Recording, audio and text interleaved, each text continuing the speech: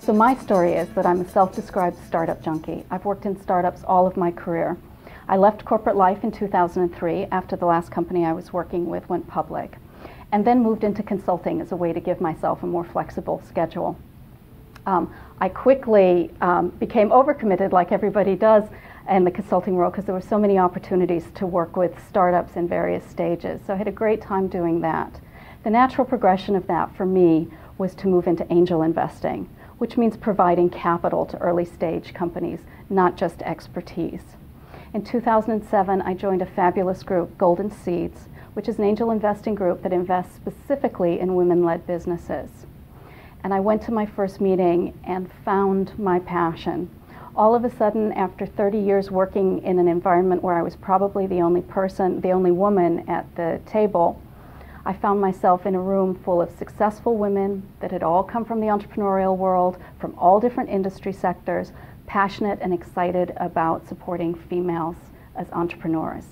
And so I was surrounded by these wonderful women at the table, and then had the privilege of seeing extraordinary women entrepreneurs come in and pitch to raise money for their companies. At that point, I felt like everything that I had been doing in my career had come to this point. All of the expertise I had working in startups, now with a passion for supporting other women in the startup environment. For me, it was magic. In 2009, I, along with my partner, Cheryl, took over as leaders of the Boston chapter of Golden Seeds and have been running the organization for the last 2 years. Golden Seeds invests across all industry sectors.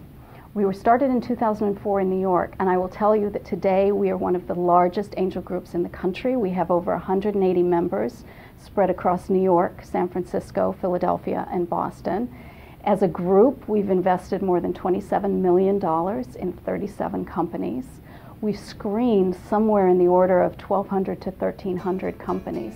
So we live, eat, and breathe women as entrepreneurs every single day. So the advice I give to entrepreneurs over and over again is take time to network and don't be afraid to ask for help.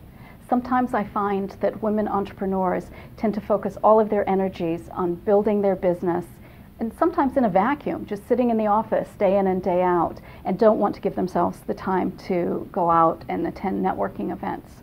I think it's really important to have a support system. I really think it's really important to network, to create relationships that can offer expertise in your business. And I think there's a lot of available help to an entrepreneur out in the general ecosystem, not just my ecosystem for women entrepreneurs, but the ecosystem that exists in virtually every city to support entrepreneurs. And I think women need to take advantage of that.